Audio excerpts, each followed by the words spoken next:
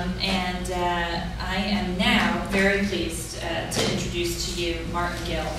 And I think one of the great things about this panel and all of our panelists today is that we've had a range of experiences here, both academic and legal, but most importantly, the stories of the very real people whose lives are affected by these choices that we make around policy. And Martin is certainly one of them. And he is here today to talk about how in Florida that the ban there has had very, very real implications for him, the two brothers that he and his partner have been fostering for almost 6 years, and why a bill like the Every Child Deserves a Family Act could go a long way to making sure that those negative implications are eliminated. So I'm really pleased to have Martin here with us today. Thank you.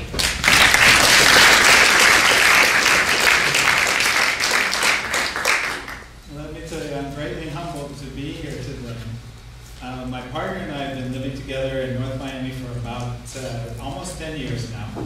We are licensed foster parents in the state of Florida. As you probably know, we know that it's fine to be a gay couple and foster in Florida. When we chose to become foster parents back in 2002, my greatest ambition was simply to be a good foster parent. We were planning on fostering kids with special needs, and both of us had worked with kids with special needs before. At this point, we fostered a total of 10 children. Of those 10, 8 have been reunified with their biological families. It's sad for the caregiver, of course, but that's the goal of foster care, really. That's the first goal, is reunifying children with their biological families. That's where they should be. And for us, that's a success. We support and believe in that goal whenever it's feasible. The Department of Children and Families contacted us in December of 2004 and asked if we could take 2 young brothers. At that point, we had already fostered 6 children, and we had decided that we were purchasing a home in Georgia. We had already bought the home in Georgia, and we were planning to relocate by the summertime. We were just finishing out the school year for our older son. And so we weren't taking any kids. We had 2 empty beds, and the department knew it, and they kept calling. We kept saying no. But that day, the caseworker was very persistent. She said, it's just before Christmas, and we don't have anybody to take these kids.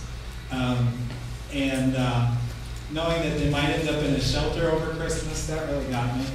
But I said, you know, it's just not right to take kids short-term like that. You don't want to make any more placements than you have to. And she said, oh, well, we have 2 family members that are going to take them. This is only going to be a month or 2. So I said, great, we can give them a nice Christmas. That'd be wonderful. 2 hours later, they arrived at our door. It was clear that these boys, a 4-month-old, that's how quick it happens, sometimes in the middle of the night, a 4-month-old and his 4-year-old brother were suffering from neglect. They arrived with bald patches on their heads from ringworm. The older of the 2 looked like me, almost had male-pattern baldness. It was so bad. The younger one, at 4 months, had a fever when he arrived, and he had a lot of pain because he had a severe ear infection. The caseworker showed me that there was medicine in the bag, and as she pulled them out, we noticed that they were prescribed a month earlier, and they'd never been opened. One of the medications was a Moxclab, which has to be refrigerated. When I opened it, it was brown and crusty. It's supposed to be white, and it had spoiled.